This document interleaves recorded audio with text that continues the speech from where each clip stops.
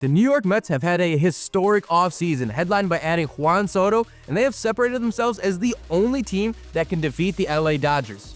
The goal where we want to reach is the World Series. How's it going today? My name is Jesse McNamara, and welcome to Point of View, where we bring you the most interesting perspective on the sports world 3 times a week, Tuesday, Thursday, and Friday.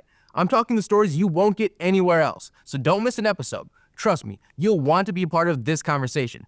So drop a comment like this one, and while you're at it, hit that subscribe button right now and ring the notification bell so you're always in the know.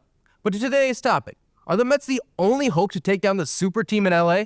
It's kind of crazy that's even a question considering how things have gone in recent years in the NL East. The Phillies and Braves have consistently had rosters that appeared to be the World Series favorites at one time or another, but neither has been able to get the job done. And now that the Dodgers have put together possibly the best roster in MLB history, it seems almost impossible that anyone will get past them in a postseason series. I think both the Phillies and Braves could give them a run for their money, but I'd bet on the Mets to have the National League's best chance. And that, of course, wouldn't even be a thought in my mind if President of Baseball Ops David Stearns didn't win the Juan Soto sweepstakes. We've known for years just how good Soto is, but he got an elevated spotlight last season with the Yankees, and he proved he can take a team to the mountaintop. Now, they fell just short of hoisting the World Series trophy, but the point was made by Soto that he's a total team changer.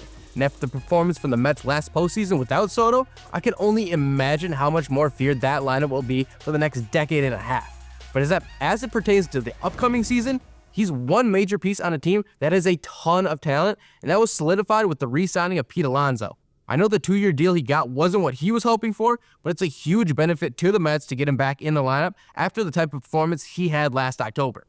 And beyond those 2 heavy hitters, you have the re-signings of Sean Manaea and Jesse Winker to go along with the additions of Clay Holmes, Frankie Montas, and AJ Minter, just to name a few.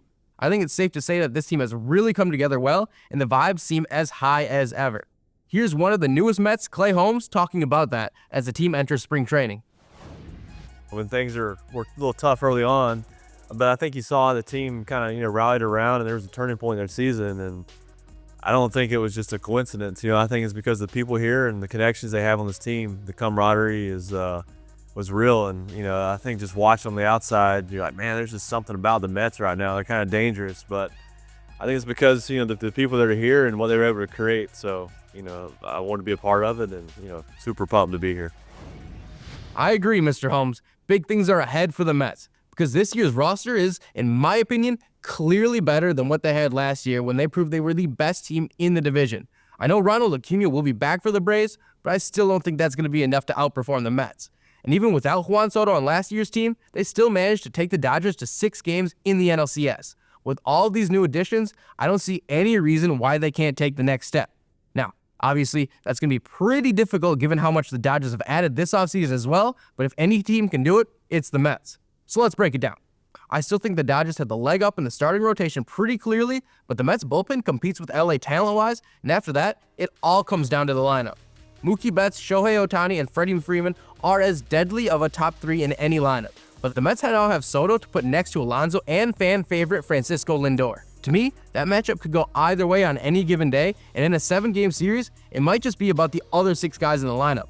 If that's the case, I don't see why players like Winker, Brandon Nimmo, and Mark Vientos can't outperform the back half of the Dodgers lineup because they all proved to be insanely clutch last postseason. And the final factor that I think gives the Mets as good a chance as any other team to win the World Series is their fans. Because we can't forget that while this already looks like a championship team, they might not be done adding talent because players want to play there and be cheered on by the rabid fan base they have cultivated. Here's Frankie Montas on the New York Mets Meet at the Apple podcast talking about the impact the fans can make. I really believe that fans are definitely part of the game. Like I don't think you guys know how much you guys